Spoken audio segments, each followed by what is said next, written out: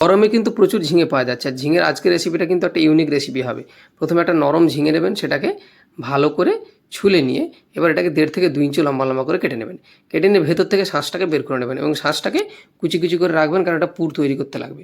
আচ্ছা, এইবার তৈরি করা ঝিঙেগুলোর মধ্যে আমি একটু নুন আর একটু হলুদ মেখে রেখে দিচ্ছি। নুন হলুদ মাখার পর এটা জল ছাড়বে, জলটা ফেলে দেবেন। এবার আমি একটা মাছের লেজা ছিল বা পিস, যে কোনো একটা পেটি বা যা মনে হয় সেটাকে একটু সেদ্ধ করে নিচ্ছি পুড়ে দেবো বলে। নুন দিয়ে সেদ্ধ করলাম। এবার মশলার জন্য একটু জিরে, একটু ধনে, একটু পোস্ত আমি বেটে নিলাম। এবার কড়াইতে পরিমাণ মতো সরষের তেল দিয়ে এর মধ্যে আমি দিলাম হচ্ছে পেঁয়াজ কুচি, কাঁচা লঙ্কা কুচি, একটু আদা বাটা, আর ওই ঝিঙের শাঁসটা, তার সঙ্গে মাছটা, আর একটু রসুন বাটা দিয়ে, একটু হলুদ দিয়ে, নুন এবং স্বাদ মতো সব কিছু দিয়ে, তার সঙ্গে একটু বাদাম ভাজা গুঁড়ি দিয়ে আমি নামিয়ে নিলাম। এবার পুরটাকে এর মধ্যে সুন্দর করে ভরে নিলাম।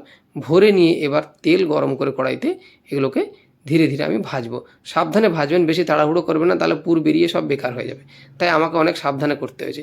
এবার কড়াইতে পরিমাণ মতো তেল রেখে তার মধ্যে শুকনো লঙ্কা, তেজপাতা ফোড়ন দিয়ে এক এক করে আমি বাটা আর কাঁচা লঙ্কা কেটে দিলাম। তার মধ্যে আমি দিয়েছি হলুদ গুঁড়ো এবং কাশ্মীরি লঙ্কার গুঁড়ো। ব্যাস, এটাকে নাড়াচাড়া করার পর এর মধ্যে একটু টক দই দিয়েছি ফেটিয়ে, আর একটু আদা বাটা দিয়েছি। সব কিছু ভেজে মশলা তেল ছেড়ে দিলে এবার আমি পরিমাণ মতো জল দেবো। জল দিয়ে জল ফুটেলে তার মধ্যে এক এক করে আমি ভেজে রাখা ঝিঙেগুলো দেবো। দিয়ে ধীরে ধীরে ফুটিয়ে এটা নুন চিনি দেখে নামিয়ে নেবো। ব্যাস, এবার এটা গরম ভাতের সঙ্গে খেয়ে দেখুন, অপূর্ব সুন্দর খেতে লাগে।